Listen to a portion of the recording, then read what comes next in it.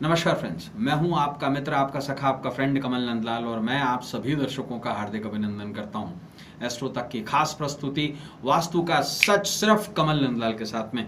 इसलिए एस्ट्रो तक को लाइक करें, सब्सक्राइब करें, शेयर करें हमारे वीडियोस यूट्यूब और फेसबुक पर, और साथ ही साथ में तक एप्लीकेशन को डाउनलोड करके अपने जीवन को सरल, सुगम और सफल बनाएं।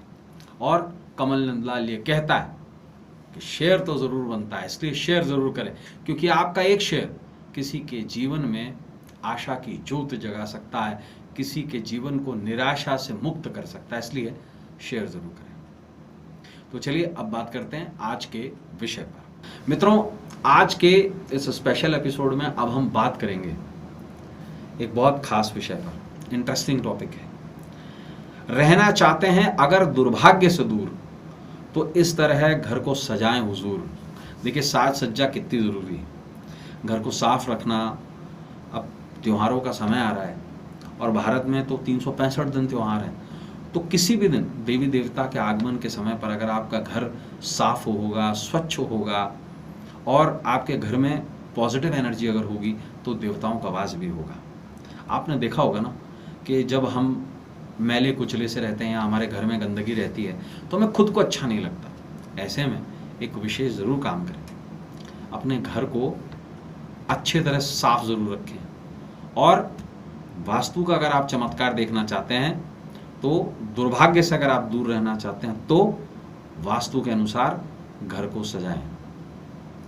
और इसके लिए हम अब बात करेंगे।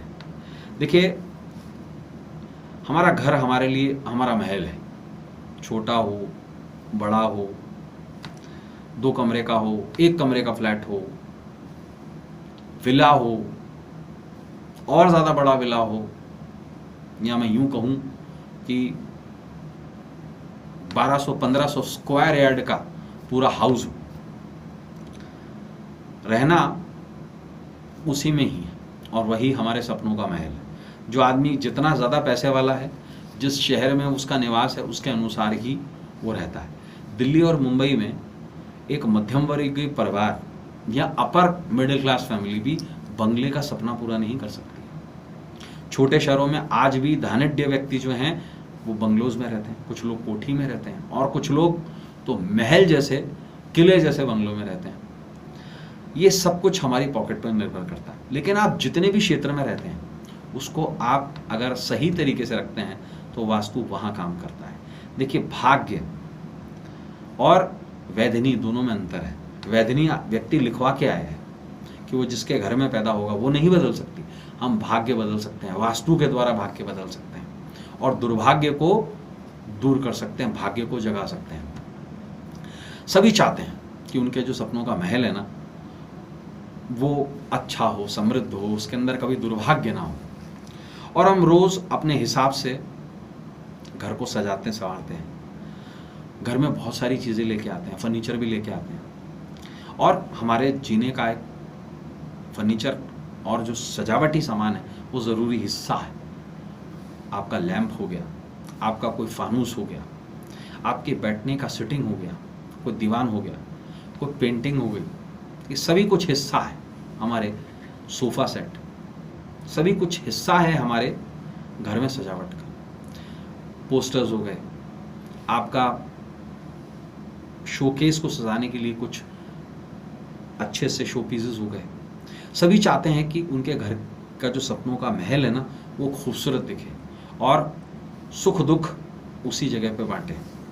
वास्तुशास्त्र के अनुसार आपका ड्राइंग रूम आपके आगंतुकों के लिए, आपके मूलतः गेस्ट के लिए होता है। और सोफ़ा सेट दक्षिण पश्चिम दिशा में ड्राइंग रूम के होना चाहिए, क्योंकि वो भारी जगह है। यानी कि घर के उत्तर पूर्व दिशा में जहाँ पर आपका ड्राइंग रूम अगर बना हुआ है, वहाँ के नैऋत्य कोण में आपका सोफ़ा सेट होना चाहिए। या आप कहीं पर भी, आपका घर किसी भी मुखी का हो, वहाँ के नैऋत्य कोण में ही आपका सोफ़ा सेट होना चाहिए। यह आपके घर के लिए बेहद शुभकारी है। इससे दाम्पत्य जीवन में खुशहाली बनी रहेगी।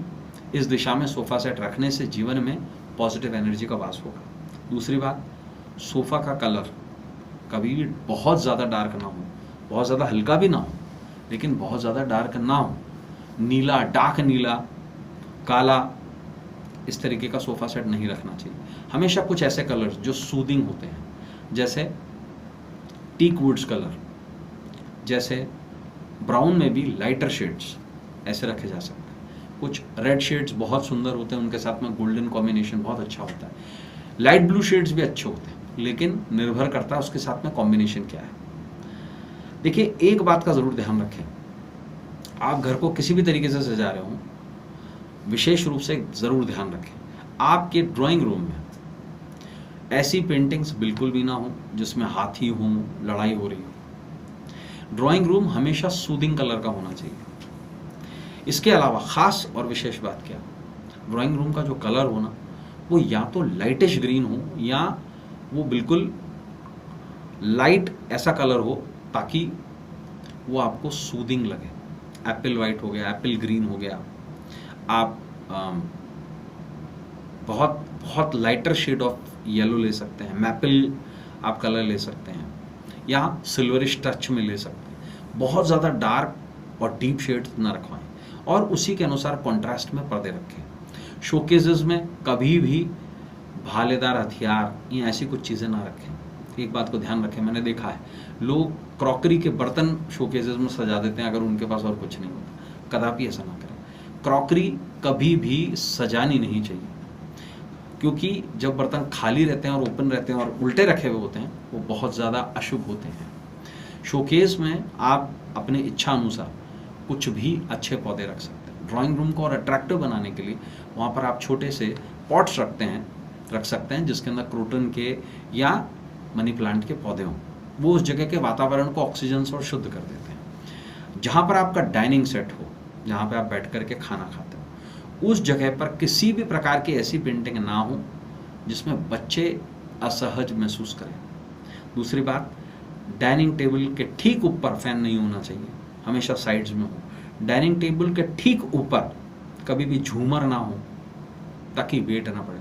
आजू बाजू में छोटे झूमर्स लगाए जा सकते हैं। डाइनिंग टेबल कभी भी दीवार से सटा कर ना रखें, ऐसी जगह पे रखें जिसके चारों तरफ लोग बैठ करके आराम से भोजन कर सकें।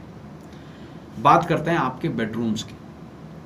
बेडरूम में हमेशा, अगर वो बच्चों का बेडरूम है तो उसमें उसी प्रकार से चित्र होने चाहिए, उसी प्रकार से कलर होने चाहिए। पिंक कलर का इस्तेमाल बच्चों के बेडरूम में बिल्कुल ना करें। हमेशा ऐसे कलर्स दें जो ऑरेंज हों, जो बच्चों को ऊर्जा से भर सकें।